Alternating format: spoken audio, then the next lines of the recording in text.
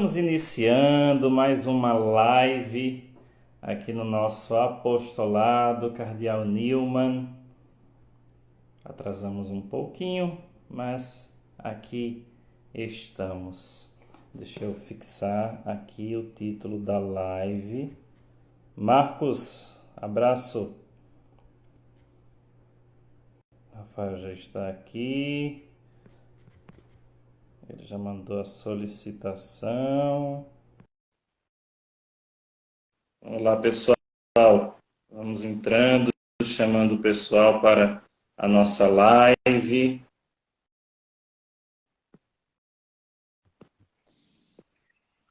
Salve! Tudo bem, Padre? Bênção?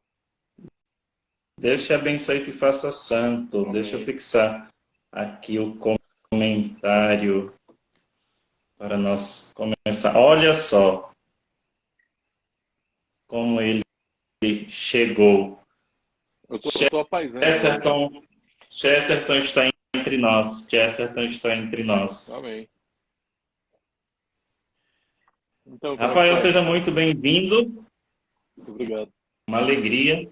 Depois de tanto tempo, né? Eu acho que a nossa live já deve ter, a nossa última live já deve ter pelo menos uns 2 anos, provavelmente, né? Eu nem lembro, pra ser sincero, mas acho que é por aí. Eu acho que a última live que nós fizemos foi comentando a respeito das conversões ao catolicismo. Fizemos com o Eduardo, com o Leandro e o Fábio. Eu realmente não E me lembro, acho que faz de, bastante de, tempo. de lá para cá a vida do Rafael já mudou bastante. Já é casado, muito bem casado. Enfim, essa live, gente, já deveria ter acontecido há muito tempo, né? Mas fomos adiando por alguns compromissos meus, outros compromissos do Rafael, teve toda uma complicação de agenda, mas estamos aqui hoje depois de tanto tempo. Bom, só para vocês entenderem o motivo da nossa live, né? O Rafael, há uns anos atrás, provavelmente uns 3, 4 anos, ele escreveu um texto que está no nosso site que se chama A Cruz da Conversão. E é claro que existe uma continuação aqui, né? A Cruz da Conversão, em especial ao catolicismo. Esse nós vamos comentar. Rafael, por gentileza, se apresente para quem não lhe conhece, apesar de que é muito difícil alguém que nos siga que não lhe conheça. Não, mas tem muita gente. Graças a Deus tem muita gente, né? É, bom, em primeiro lugar, eu agradeço muito ao meu amigo e padre Jefferson pelo convite, pelo generoso convite. De fato, fazia bastante tempo desde que a gente fez nossa última live e também desde que nós conversávamos, há muito tempo também que nós não conversávamos longamente, né?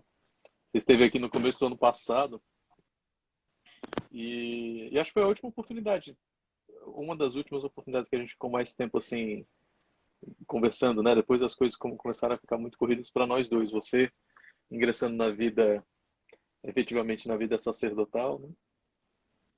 E eu na vida matrimonial. Então, para mim é uma grande alegria, não apenas pela honra de estar aqui no canal do Apostolado, mas também de reencontrá-lo, mesmo que seja virtualmente. Eu espero que o próximo encontro seja logo e pessoalmente. Amém. Bom, amém. Eu me chamo Rafael Cruz Mateus. Eu me converti à Santa Igreja em 2017, no meio de 2017, julho para agosto. Entrei formalmente em dezembro. Então tenho aí fazendo 5 anos de conversão, né, esse ano. Não é tanto tempo, mas também não é tão pouco. E,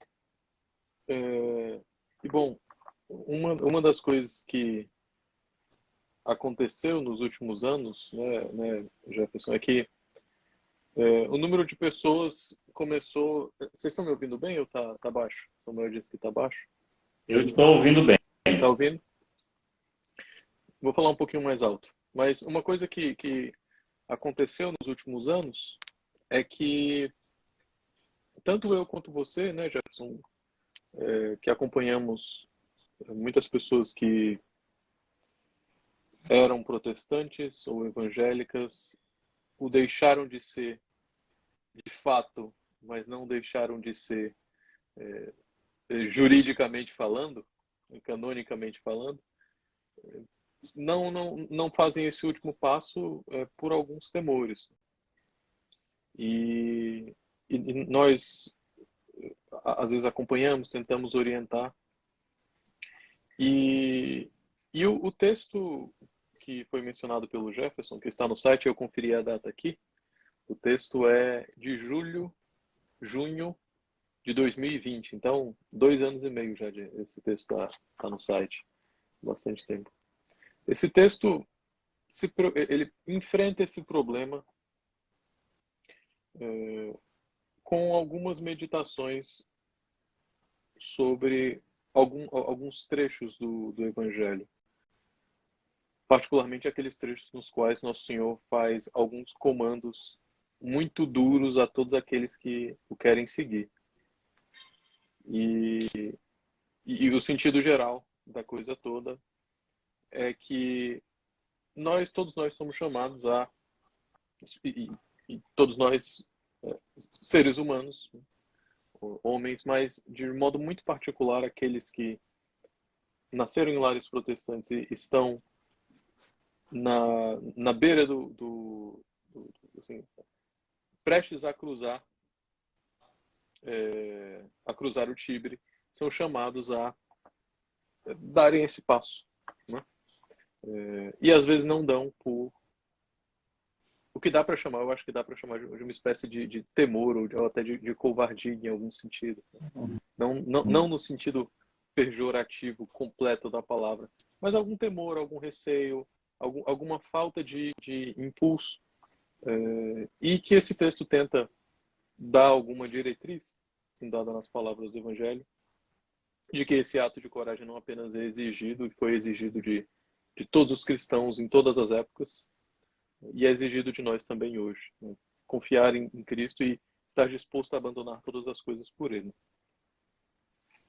Então, o texto do Rafael se abre com o trecho bíblico que eu gostaria de ler, na versão da Bíblia da CNBB, Lucas capítulo 14, versículos 25 a 27. Grandes multidões acompanhavam Jesus. Voltando-se, ele lhes disse: Se alguém vem a mim, mas não se desprende do pai, da mãe, da mulher, filhos, de irmãos e irmãs, e até de sua própria vida, não pode ser meu discípulo. Quem não carrega sua cruz e não vem após mim, não pode ser meu discípulo. Mas a tradução que o Rafael usou, eu não sei se foi a Jerusalém ou alguma outra, Foi né? Jerusalém. Ela, Foi Jerusalém.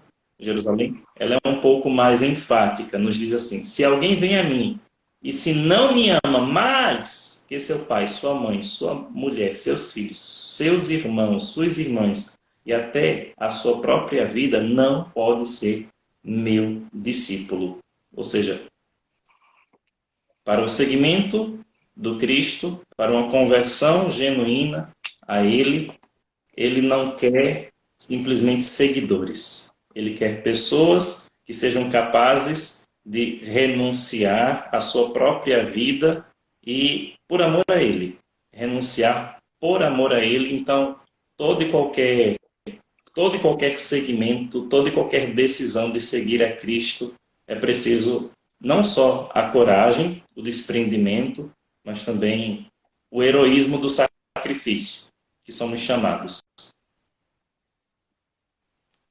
E se você pensa bem,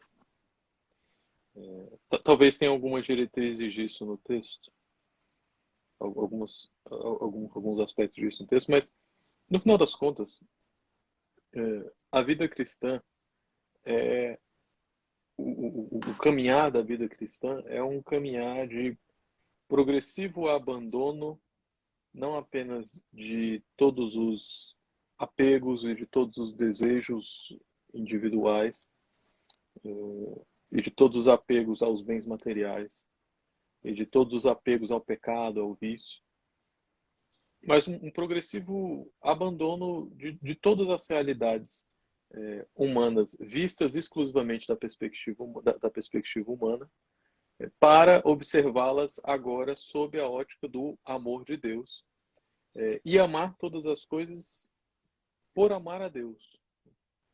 Quer dizer, uma coisa é, falando, por exemplo, de matrimônio, um esposo que ama sua esposa de maneira natural,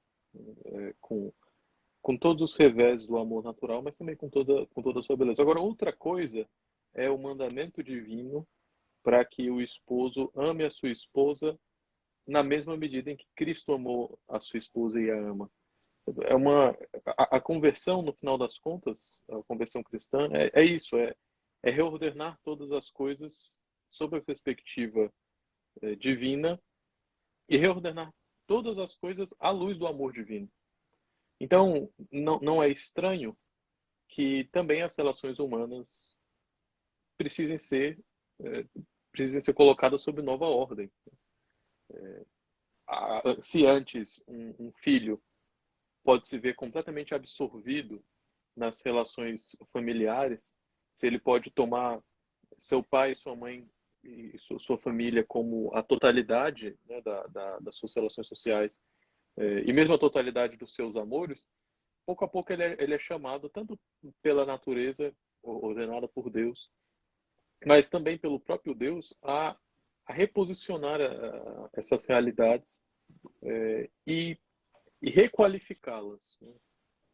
Acrescentar a natureza humana do amor à natureza divina também. E por esse mesmo motivo, está disposto a abandonar tudo, todas essas relações por Deus. Por quê? Porque precisamente é o amor de Deus que guia toda a sua vida, né?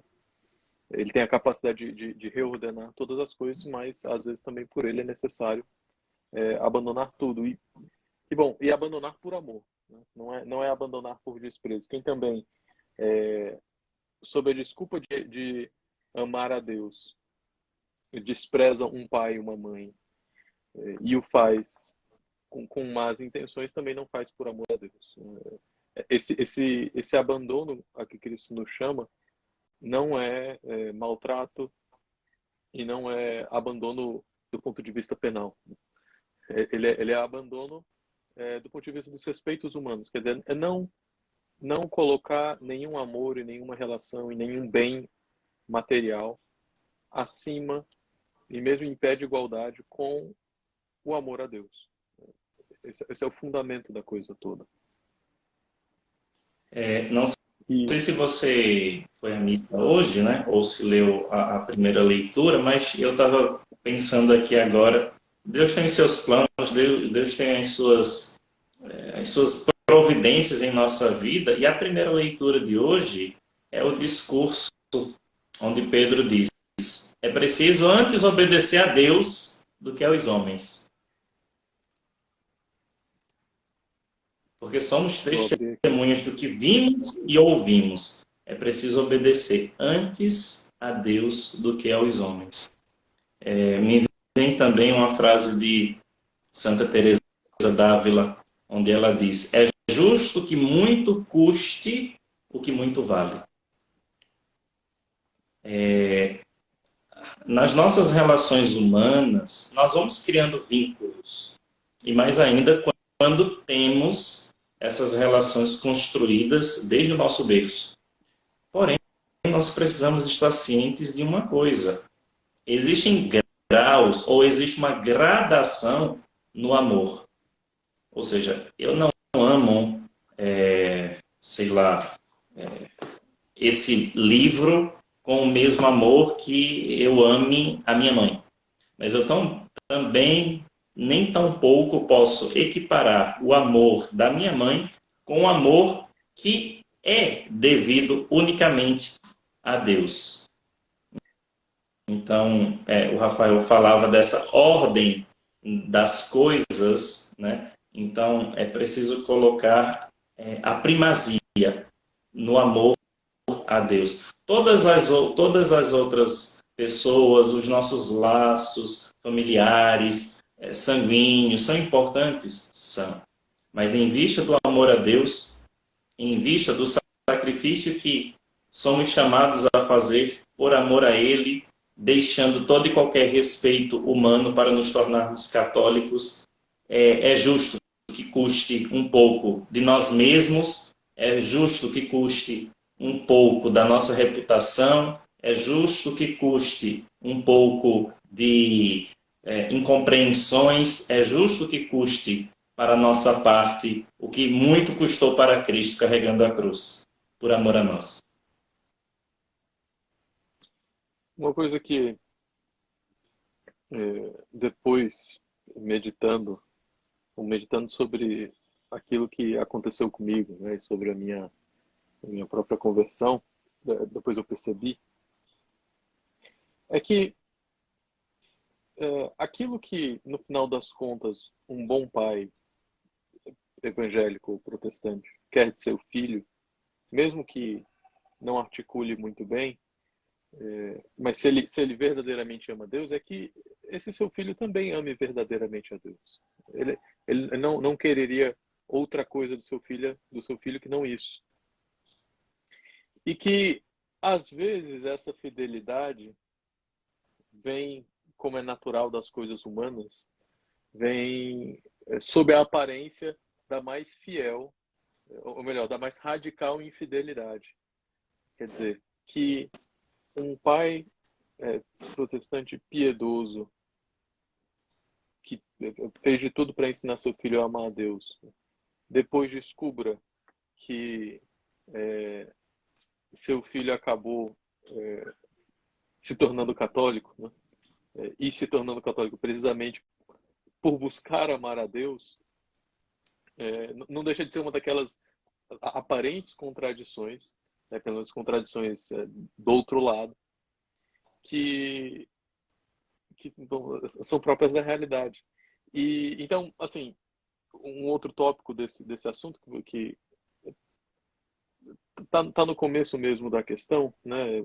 Principalmente tá no começo da questão porque é aquilo que eu e você vemos no, comumente nas pessoas que chegam até nós, principalmente a você, é uma preocupação com a família. Quer dizer, a minha avó é protestante, meu avô era pastor, né? Meu pai é diácono, meu pai é pastor, enfim. A minha família é toda Temos uma protestante, né? temos uma tradição Exatamente. familiar de décadas. Uma tradição de uns 15, 20 anos aí, né? Não forma nem jurisprudência. Mas, mas assim, é uma preocupação com a família, que pode ser colocada de outro modo. É uma preocupação, mesmo que má formulada, com o quarto mandamento. É um certo temor legítimo de ofender a própria família, de trair a própria família. Temor que toda pessoa precisa ter em alguma medida. Ninguém em sã consciência pode achar que trair o próprio pai ou a própria mãe é coisa boa. Não é e nunca vai ser. Porém, como diz São Pedro, às vezes nós precisamos obedecer a Deus acima dos homens. E às vezes, o último grau de fidelidade que um filho pode ter ao próprio pai é viver na sua vida, de algum modo, a correção dos caminhos do pai, mesmo que isso pareça uma traição, né? Então, quer dizer, é o caso daqueles que se convertem, né, vindo de lares protestantes. Eles corrigem um erro histórico, que pode, inclusive, não ser o erro particular dos seus antepassados, né? Talvez os antepassados não tenham cometido esse erro com consciência, mas corrige um erro histórico na própria vida, por amor a Deus. Então, a última fidelidade, o último grau de fidelidade às lições paternas toma a aparência de uma infidelidade. Então, é por isso que, às vezes, a obediência aos pais né? Comumente ela aparece como o principal empecilho, né? A obediência aos pais, à família. E é precisamente contra isso que Cristo se coloca, não exatamente contra isso, né? Até porque, mesmo que Cristo exija de nós o abandono dos nossos laços familiares, raramente ele cobra essa dívida. Raramente ele efetivamente cobra. Cristo é um credor misericordioso. Ele diz, olha, você tem que estar disposto a abandonar seu pai e sua mãe para me seguir. Seu pai, sua mãe, seus irmãos, todo mundo. Mas ele raramente executa essa dívida. Ele raramente diz, bom, você não disse que estava disposto a abandonar tudo para me seguir, agora efetivamente abandone. Ele tem misericórdia de nós e ele não cobra essa dívida, né?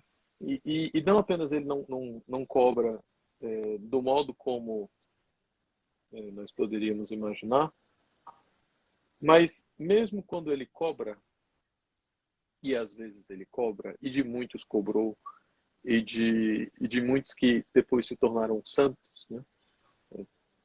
Não dá para não pensar naquilo que São Paulo se torna para os judeus, né, depois da sua conversão. Quer dizer, São Paulo, precisamente por ser um dos mais ilustres, se torna um dos piores exemplos. Os inúmeros santos que entraram na vida religiosa contrariando os desejos de seus pais, que muitas vezes estavam ali no topo da sociedade medieval, né? E que tinham outros planos para os seus filhos. Também serviram, por assim dizer, de pedra de contradição no mundo, né? Fazendo parecer que a mensagem do Evangelho, na verdade, revelando de algum modo que a mensagem do Evangelho de fato é loucura em última instância para as realidades mundanas. Não dá para pensar sobre isso e não perceber os paralelos com a situação presente, né? E, na verdade, com a situação de todos aqueles que se convertem à igreja em maior ou menor grau. É sempre isso, é sempre um chamado ao desprezo de tudo em favor de Deus, mas ao mesmo tempo um chamado a amar todas as coisas por Deus. E amar o desprezo e aceitar o desprezo e aceitar essa cruz do desprezo com alegria. Eu sempre falo para aqueles que estão passando por um processo de conversão e agora meio que estão bloqueados com todo o drama familiar, uma frase: é preciso estar disposto a tudo pelo tudo.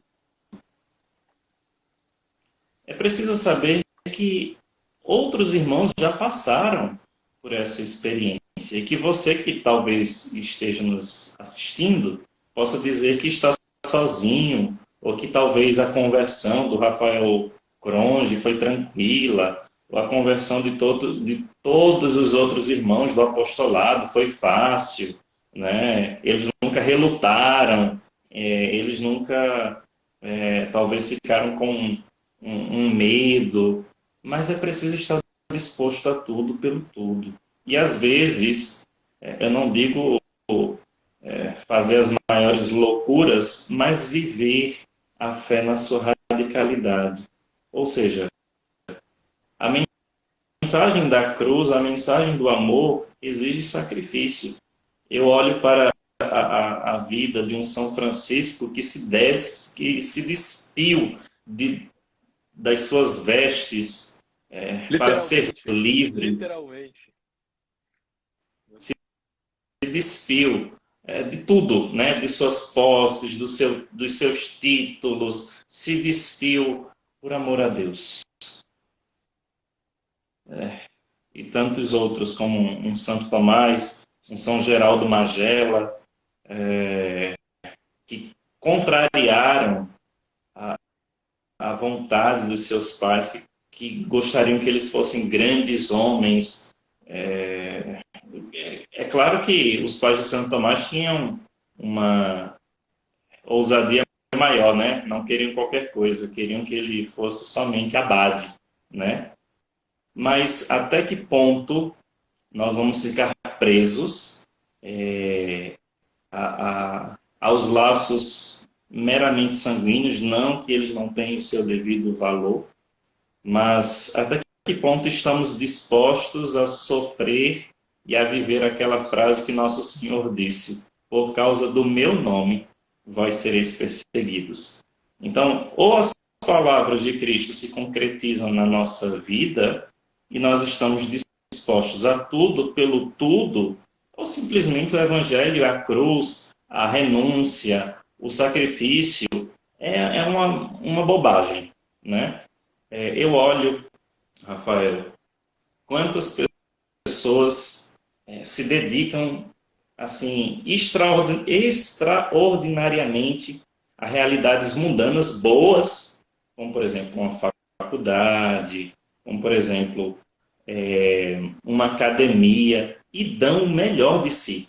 Fazem sacrifícios, fazem dietas, fazem renúncias, fazem sacrifícios, mas parece que às vezes nos esquecemos que a fé também nos pede tudo isso.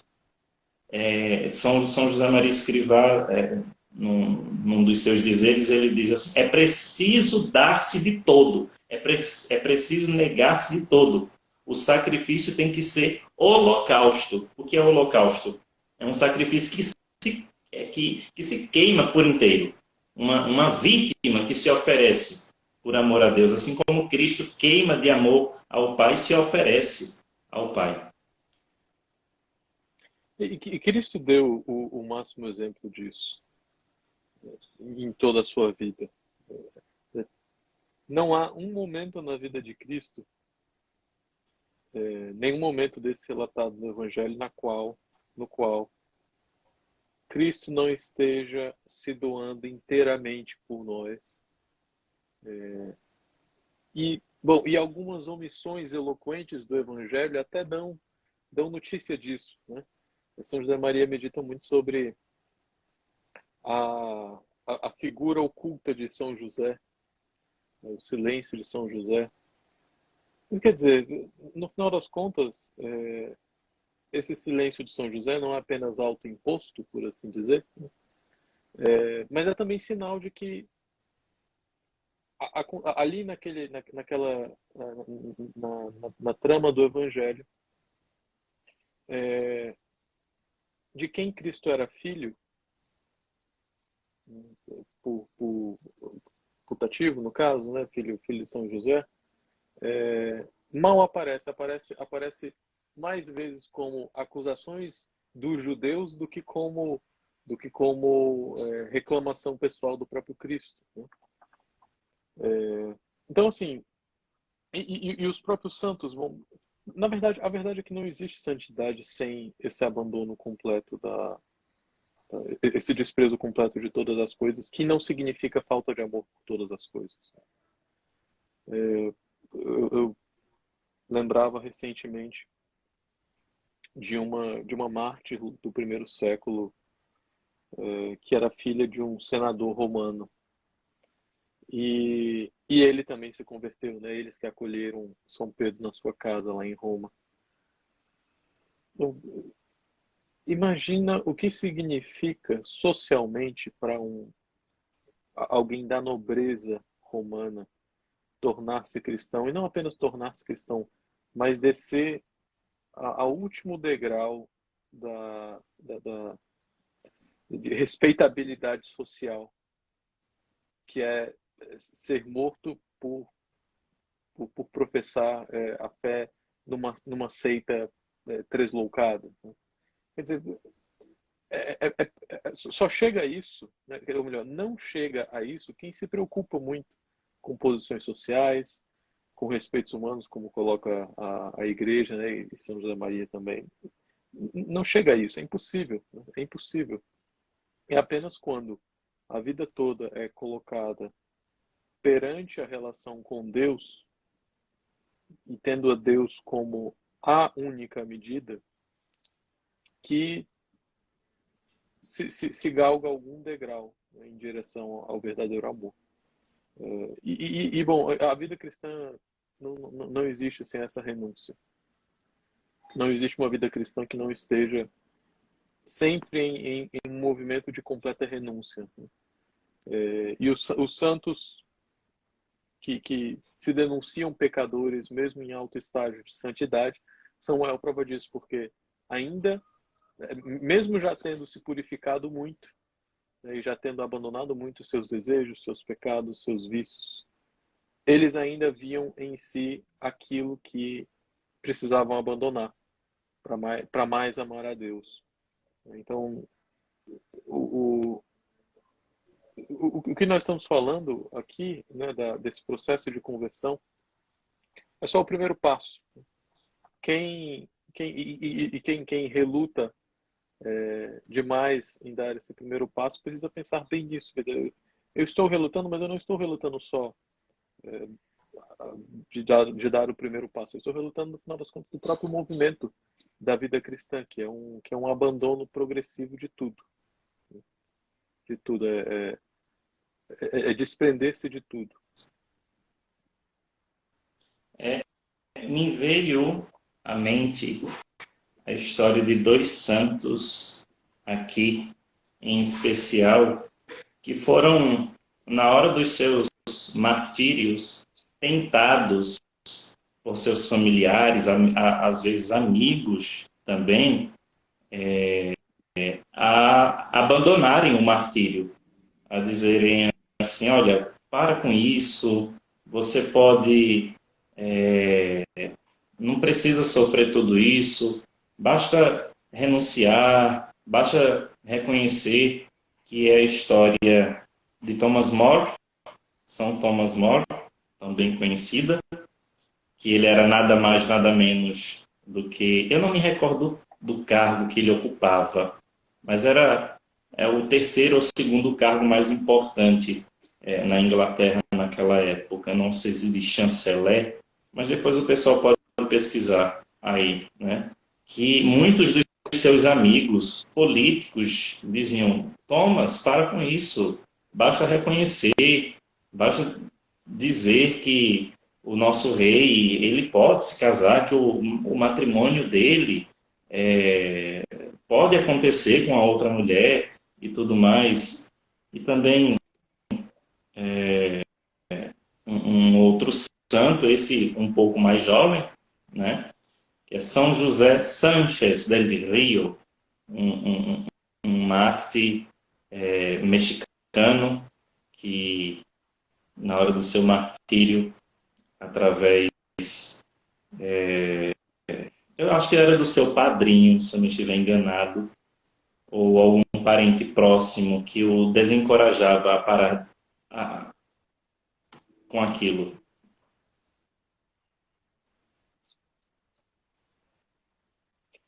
É comum. Na verdade, sim, coisas mais simples. O bom senso humano nos ordena a dar para trás, né? E toda essa história de... bom, essa visão que existe hoje, né, de que não, eu preciso seguir os meus sonhos, eu não posso me deixar ser impedido por ninguém, né? Que no final das contas é assim, é daquelas coisas que tem algum fundo de verdade de certo aspecto, sobre certo aspecto, mas que também não deixa de ser um grande engano, né? Um engano terrível. Mas no que isso guarda em relação com a verdade é no fato de que, bom, é absolutamente necessário ter essa integridade, esse compromisso para seguir a verdade e estar disposto a sofrer todas de ouvir muitas vezes que se dê para trás, e de sofrer todos os boicotes e todas as dificuldades em prol da verdade. Bom, e se não for em prol da verdade, e se não for em prol do próprio Cristo, vai ser em prol de quê?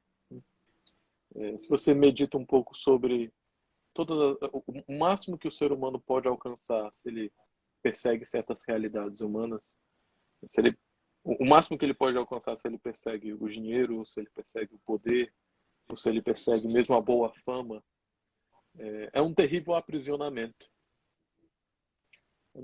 Agora não me lembro se é Aristóteles que diz isso. Eu acho que é Aristóteles que diz isso. Que o sujeito que no final das contas busca a fama, o máximo que ele consegue é viver uma vida de inteira dependência dos outros homens, porque a gente pensa que ter uma má fama é ruim, mas ter uma boa fama muitas vezes é pior.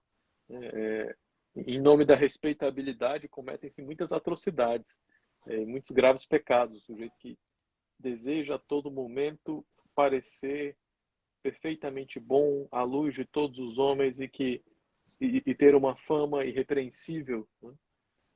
Coisa que nem o próprio Cristo teve e nenhum dos santos teve. Na verdade, talvez as pessoas cuja fama mais foi vilipendiada ao longo da história foram os santos, em sua própria vida, em primeiro lugar, pelas pessoas que lhes eram mais próximas, e depois por séculos e séculos de difamação, né? Mesmo que os santos as suas virtudes sejam bem vistas na igreja, sejam bem vistas, sejam vistas corretamente, né? E a sua santidade resplandeça. Fora da igreja, eles são completamente, eles são incompreensíveis, na verdade. E se parece que não é assim, basta pensar numa pessoa como a Madre Teresa de Calcutá, quer dizer, encontram-se textos criticando Madre Teresa de Calcutá por não ter formulado um plano político para acabar de vez com a pobreza e dizem que ela se locupletava da pobreza dos indianos, né? E que ela, enfim, é esse tipo de coisa que acontece com o santo, né? A sua fama é jogada na lama no mundo humano. Então, o máximo que o sujeito que busca uma boa fama consegue é ficar preso à opinião alheia. É o máximo. Ele não passa disso. Ele não... A ideia romana de que quem realiza atos heróicos, né, e morre com boa fama passa para a posteridade, para gerações futuras como alguém honrado. Eles eram muito, apenas entre homens muito honrados isso acontece, né? E nem mesmo os romanos conseguiram viver a altura desse seu conceito. E depois, quer dizer, sobre o dinheiro nem se precisa dizer nada, porque o próprio Aristóteles já deixa muito claro que quem vive buscando dinheiro, assim, o problema em primeiro lugar, o problema é de burrice. Assim, de falta de visão acerca da própria potencialidade humana. E quem busca o poder também, bom, quem vive pela espada morre pela espada. Agora, se todos esses aparentes bens humanos, se buscados a seu máximo, com toda a força humana possível, não resultam em nada, existe um bem que, se buscado em seu máximo, e se pelo qual tudo for abandonado, resulta não apenas numa verdadeira glória que já não é pessoal, né, mas que é participação na glória divina, mas resulta no verdadeiro bem, né? O único bem que, se nós verdadeiramente buscarmos, nós temos a certeza de que vamos adquirir, por assim dizer, né, formulando as coisas nessa questão, é o amor a Deus. E Cristo mesmo diz isso, né? Pedir e recebereis. Né? Quem pede o amor a Deus e busca o amor a Deus, ama a Deus, aumenta o seu amor a Deus e recebe o amor divino também. Quem busca dinheiro e pede dinheiro, bom, às vezes até consegue dinheiro, mas morre em desgraça, morre desgraçado pelo próprio dinheiro, e às vezes busca dinheiro a vida toda e não ganha um centavo, né? Morre miserável e se lamentando.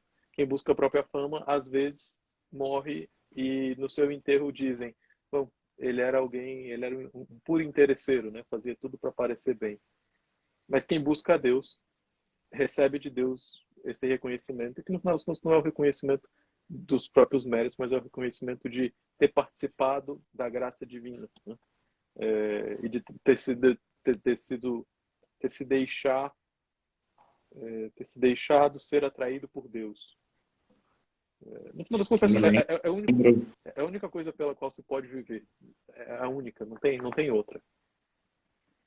eu me lembro de uma história de um padre. Quem contou essa foi o Padre Paulo. Eu não me recordo se o padre já é santo, mas conta-se que esse padre era muito virtuoso e tudo mais, e ele recebeu algumas calúnias, né?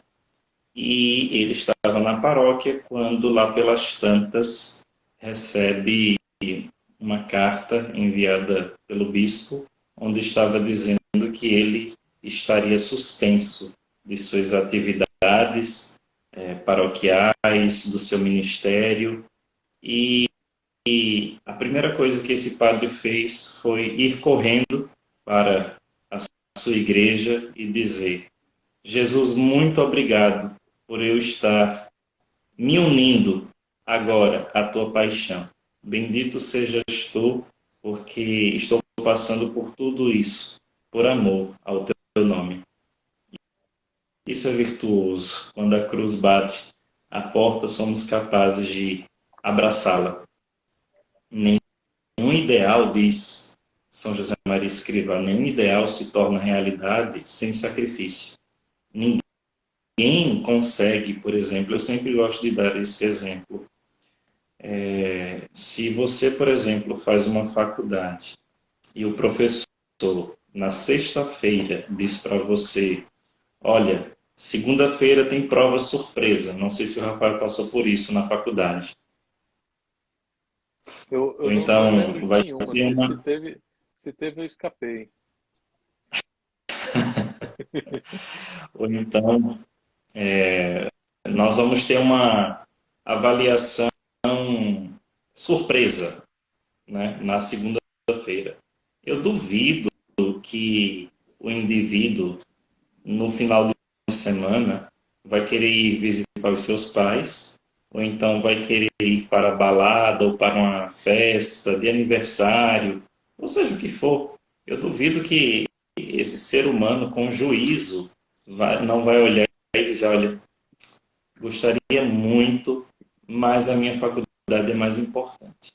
Gostaria muito de ir para esse aniversário, gostaria muito de ir para aquela confraternização, mas a minha faculdade é mais importante. Se não for, eu não vou ter a nota, não vou passar, vou ficar preso, posso ser reprovado. Então, para quem invista de quê? Um sujeito que faz isso em vista de um diploma. E nós, que temos em vista amar a Deus, fazemos isso pelo quê? Nada mais, nada menos do que por causa da salvação da nossa alma. Verdade conhecida é verdade obedecida. É claro, tem toda a força moral que nós precisamos ter, tem toda uma força humana, mas antes de mais nada, se isso não for uma motivação por amor a Deus, não vale a pena, né? É difícil você lembrar ou tentar encontrar um exemplo de um santo, de um personagem bíblico que não foi provado, né, na sua fé, não foi achincalhado. Eu me lembro muito do Papa Bento XVI. Ele dizia que as perseguições futuras, o diabo ele é muito esperto, então as perseguições futuras não seriam mais com derramamento de sangue, seria não seria com martírio vermelho, seria com martírio branco, nas humilhações,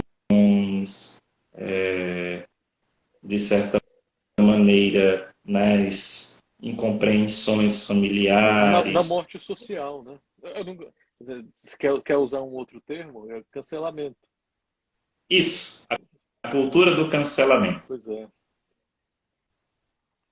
Eu me Mas é isso, lembrava né? também um pouco quem assiste, acompanha o Brasil Paralelo, né, eles estão mostrando o que muitos artistas, atores de Hollywood estão passando por se declararem apenas como cristãos. Somente isso. Sendo cancelados de sua carreira.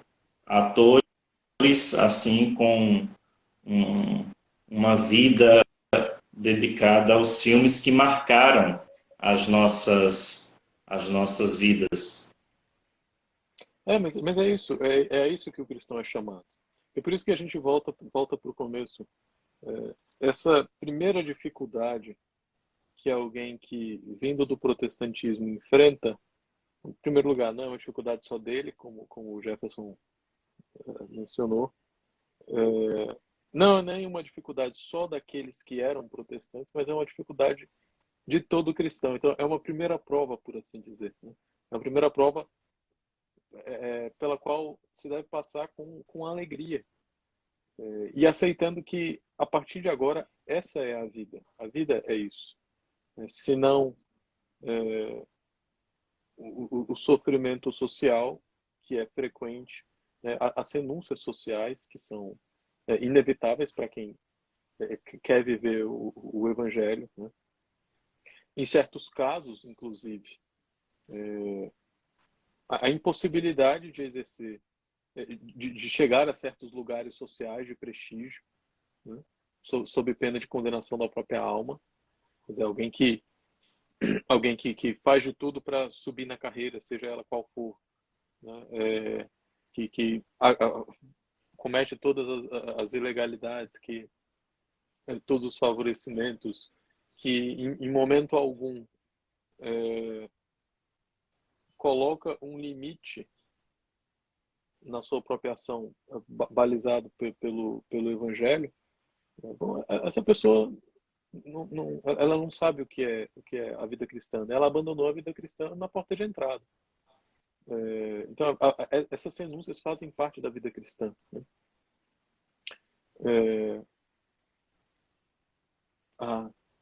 Bom. Mas enfim, e a vida cristã é isso, no final das contas, essa renúncia constante. No começo dos que estão se convertendo, essa renúncia das relações sociais, né? Colocá-las em segundo plano, mas depois as coisas só pioram. Se você tenta viver a vida cristã, você vai ser chamado a renunciar ainda a outras coisas que lhe parecem muito caras. Desejos pessoais, ambições. A vida natural do homem já exige isso. A revolta que se tem hoje contra a maternidade, contra a paternidade, em larga medida é uma revolta contra a renúncia dos desejos individuais. Mas a vida cristã exige isso ainda num grau superior. E é essa renúncia que nós somos chamados. E quem foge disso, se foge logo no começo, né? Bom, não pode esperar encontrar alguma coisa depois. Então, essa primeira dificuldade é uma primeira dificuldade, mas tem que ser enfrentada com alegria. Uhum. Aqui também é preciso deixar uma coisa muito clara, que ao se tornar católico, por amor a Deus, enfrentando tudo isso, não é que você vai ser me fugiu a palavra agora, mas como se fosse como diz Lutero, um castelo forte, onde você estará dentro de uma redoma de vidro, onde você vai ter um afastamento, uma aversão dos seus familiares, dos seus amigos, porque você não faz mais parte do mesmo grupo religioso. Não é para odiá-los, é para amá-los 2 vezes mais. No nosso site de voltaolar.org, nós temos um texto que se chama Passos ou Como Lidar com Amigos e Familiares Protestantes, né? E o primeiro passo é amá-los. Eles não são os teus inimigos, E muitas vezes, após a conversão, as complicações, os diálogos, as discussões começam a se acirrar, porque aquele que se tornou católico parece que às vezes enxerga que o outro, tudo bem que está em erro de doutrina, naquilo que professa, mas ele não percebe isso. Isso tem que ser uma coisa muito clara, tem que ser uma coisa objetiva de você saber que você também passou por esse processo e estava tão cego quanto eles, que não enxergava a beleza, a profundidade do catolicismo e tudo mais. Então, não é para fazer afronta, não é para você entrar em debates, querendo convertê-los. Sim, precisamos sim mostrar a beleza do catolicismo, a profundidade e tudo mais. Porém, o primeiro passo é amar. Amar os seus familiares, rezar por eles, pedir que Deus intervenha nessa situação e esperar. O tempo de Deus não é o nosso, eu sempre falo. Mais do que você está preocupado com os seus familiares, com a salvação deles, é Deus que está preocupado com a salvação deles, muito mais do que você.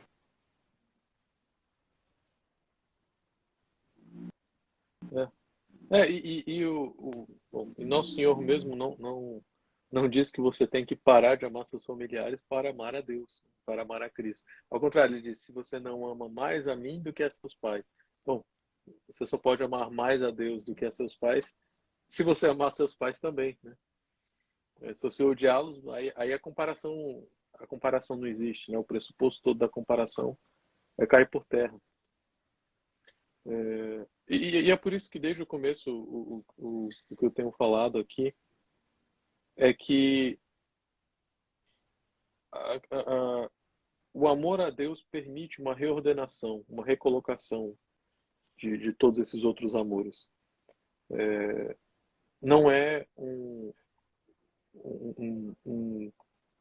um ódio que se cultiva pelos protestantes a partir do momento em que se converte à igreja, que vai guiar você, guiar qualquer pessoa, na verdade, na vida cristã. Não é? Ao contrário, como disse o padre Jefferson, é um amor dobrado, amor esse que pode até não parecer amor para aquele que o recebe, mas que precisa ter intenção de amor. Dentro de si é necessário que se saiba que a intenção genuína é amar, e o que implica em sacrifício, e que, em última instância, o que se quer é também que essa pessoa chegue à plenitude da verdade. Mas que, bom, e Nosso Senhor é quem comanda todas as coisas, pode ser que Nosso Senhor não queira isso ainda. O que talvez tenha outros planos, por assim dizer, né?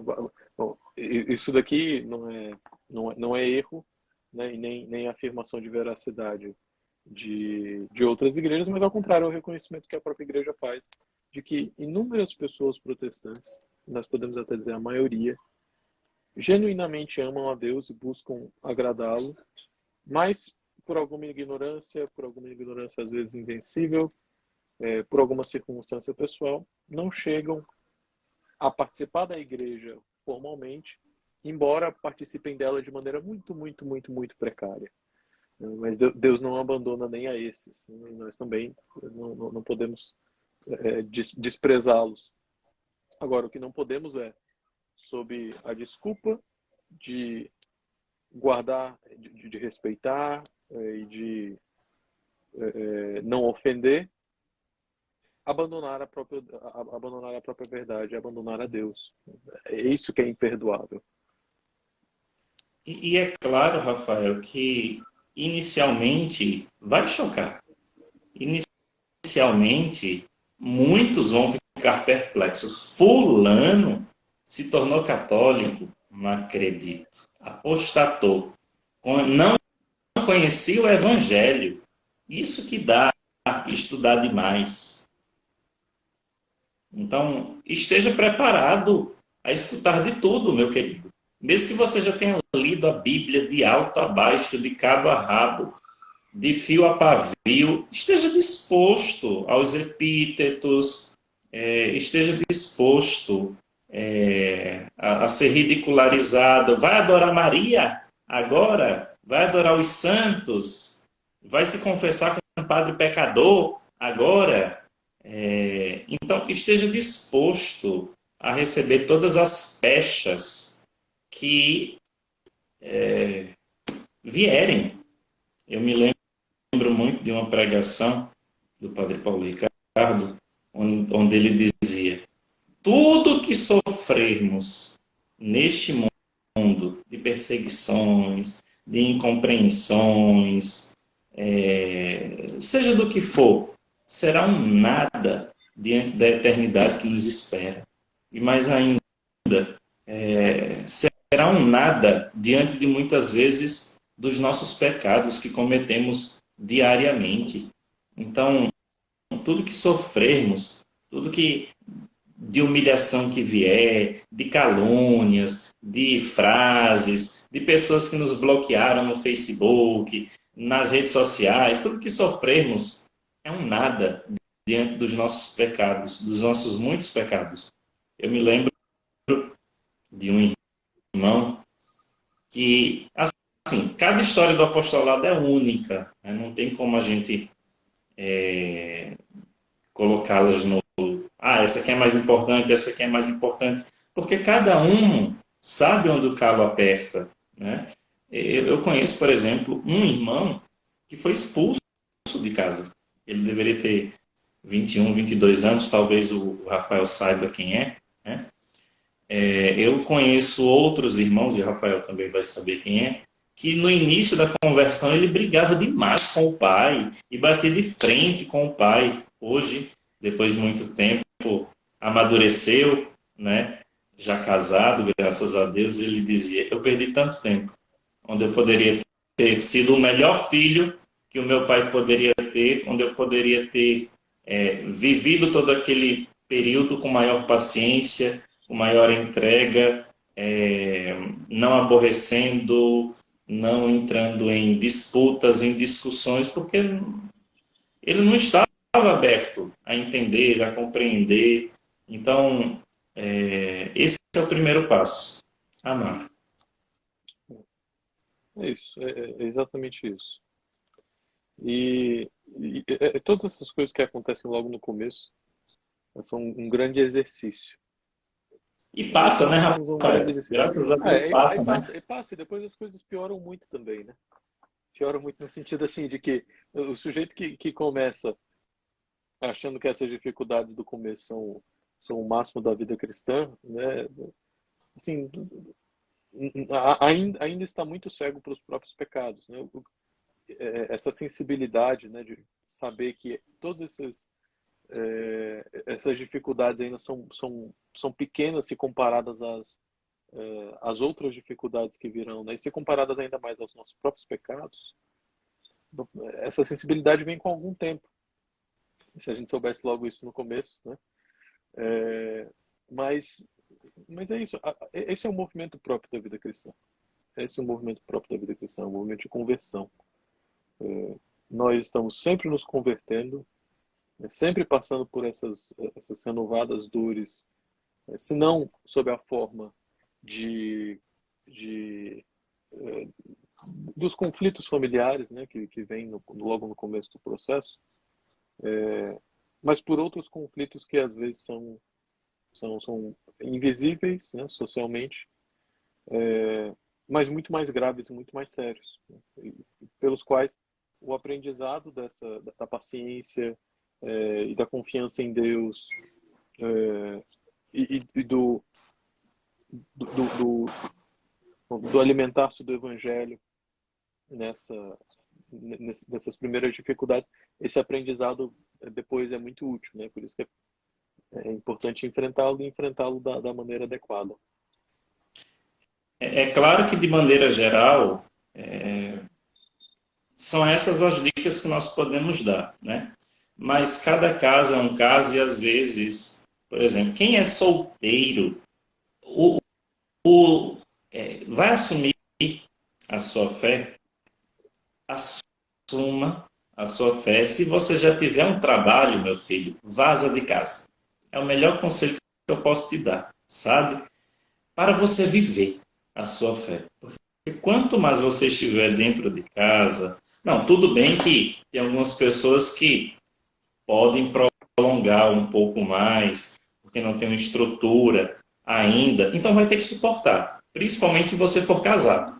Nós temos É muitos bom, casos dentro do O apostolado. Scott Hahn, a esposa do Scott Hahn, demorou 10 anos para se converter. Imagina como foi a vida dele durante 10 anos. Quer dizer, ter sido assim, uma alegria misturada com uma dor profunda durante 10 anos. E tá aí o sujeito hoje, a família convertida, filho sacerdote, tem filho sacerdote, mas tem um, né? Acho que é um, né? É Sacerdote. um, Pois essa é a vida cristã. É isso, nós não não, tem outra coisa. nós não precisamos ter pressa no sentido de querer que os nossos familiares se convertam no outro dia porque nós já nos tornamos católicos.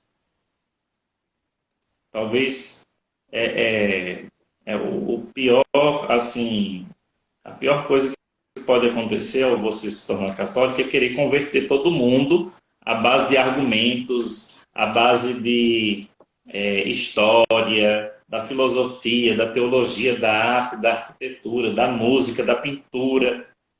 Muitas vezes a única igreja católica que eles vão ver é a partir da tua vida, para tirar todos aqueles preconceitos de que católico adora imagem, de que adora Maria, de que católico coloca os santos acima de Jesus, tirar todas essas ideias errôneas que se tem a respeito dos católicos. Então, é preciso suportar. Algumas coisas você vai ter que suportar, né? Principalmente se você for homem, casado, se você for mulher, se for casada. Nós temos muitos casos, às vezes eu me compadeço por demais de alguns irmãos e eu digo, gostaria muito de ajudar mais, mas não consigo, porque só posso rezar por você, irmão. E assim, suporte tudo isso por amor a Deus, peça a conversão, reze pela conversão dela, dele, comungue, reze pela conversão e seja um instrumento de Deus na vida deles, com o seu testemunho, com a sua alegria em ser católico, com o seu entusiasmo pela fé, levando a sério as coisas, mesmo que te chamem assim, vai ser padre agora, reza o texto todo dia, vai à missa todo dia, agora faz até abstinência de carne na sexta-feira, tá muito, vai ser padre, vai ser freira, por que não entra no convento logo, por que não vai ser padre, né? Então esteja disposto a tudo pelo tudo. É isso mesmo. Enfim, Rafael, não sei se tem mais alguma coisa a falar, acrescentar. Não, acho que era isso. Mas recomendo também, não por ser meu, mas por talvez poder ajudar a leitura do texto que está no site. Uhum, Espero que seja útil a alguém. uhum. Depois vocês podem pesquisar também. Eu acho que, deixa eu ver aqui, 6 dicas para lidar com amigos e familiares. Bastante. Deixa eu ver se é esse o texto mesmo.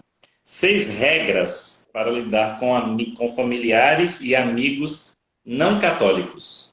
Né? Eu acho que valeria muito a pena a leitura desse texto também. Então, queridos, muito obrigado por vocês estarem sintonizados aqui.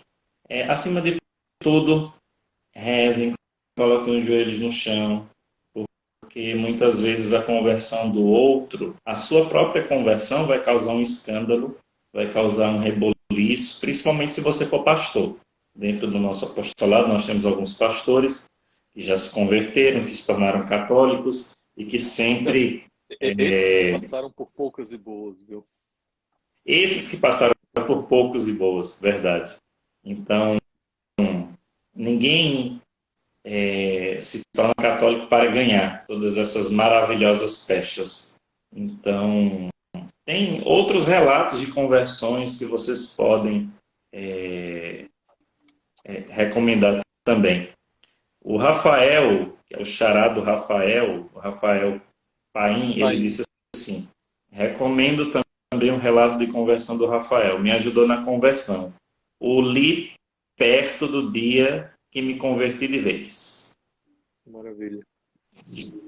Então, estejam dispostos a tudo pelo tudo. Estejam dispostos a enfrentar amigos, pastores, mas acima de tudo, não entre em debate, não entre em discussão, a não ser que você enxergue uma abertura ali de sinceridade e honestidade para compreender os motivos que te levaram à conversão à fé católica. Se tornar católico não é luxo, não é graça, mas também é uma cruz que precisamos carregar por termos que pagar o preço por amor a Jesus. Então, Deus abençoe, Rafael, Deus abençoe aqueles que estarão escutando e coragem, irmãos. Leiam os relatos de conversões, leiam o testemunho dos mártires do primeiro, segundo, terceiro século, leiam os relatos dos santos no decorrer da história da igreja. Eles foram capazes do sacrifício, do amor e da renúncia a Cristo. Amém. Rafael, Deus abençoe. Obrigado por tudo. Deus abençoe Eu que sua família, agradeço, meu sua amigo. caminhada, seus projetos espirituais, profissionais. Amém. Obrigado. Muito obrigado, meu amigo, mais uma vez pelo convite. E reforço, espero que nos vejamos pessoalmente em breve, tanto quanto antes. Se Deus quiser. Querendo pagar minha passagem, eu vou pulando de um pé só. Eu vou negociar aqui Desça com a sobre noiva. vós. Amém. Desça sobre vós a bênção do Deus que é todo-poderoso, Ele que é Pai, Filho e Espírito Santo. Amém.